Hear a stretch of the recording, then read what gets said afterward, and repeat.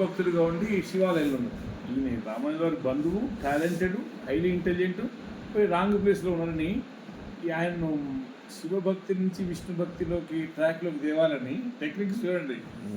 ఆయన ముందర ఒక గురువు గారు వేర్లేమో పైకి పెట్టి ఆకులు ఉంటాయి కదా, ఆ నీళ్ళల్లో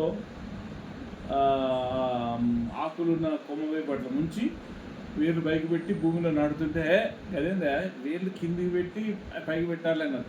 అవునా, నేను చేసే తప్ప అని క్వశ్చన్ అంటే ఆయనకే డౌట్ వచ్చేది, ఇట్లా అంటున్నారు అని. ఇంకోటి ఏదో పూల గురించి, పూసిన పూలన్నీ పరమాత్మకే చెందాలి కానీ ఈ పూలు ఎవరికో చెందడానికి వీల్లేదని ఇంకోటి. ఇంకా కుండ, ఆ కుండకు రాయిబెట్టి కొట్టి చిల్లు చేసి ఆ చిల్లు కుండతో వాటర్ తెచ్చుడు. ఏందా మంచి కుండ తేవాలి, చిల్లు కుండ తెస్తే నీళ్ళు పోతుంటాయి కదా, అవునా అని ఇట్లా ఇన్సిడెంట్ తీసుకొచ్చి ఇవెంత రాంగ్ మెథడో నువ్వు ఆయన పూజించడం కూడా అంత మెథడ్ అని చెప్పి ఆయన మనసు మార్చి తీసుకొచ్చుకున్నాడు. అట్లా పట్టుకొచ్చిన ఆయన అదొక మెథడ్ లాగా ఈ రామానుజుల వారి కంచిలో సేవ చేస్తున్న ఆయన ఊరుకోనియకుండా ఈ వారికి సమాసేనం చేసిన గురువు గారిని వారి గురువుగారు పంపించారు.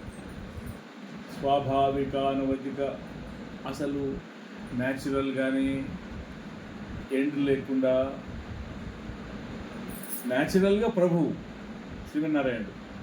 ఆయన అధికారం ఇస్తే సృష్టికర్త అయినవాడు బ్రహ్మదేవుడు, ఆయన సృష్టిలో ఉన్నవాడు శంకరుడు.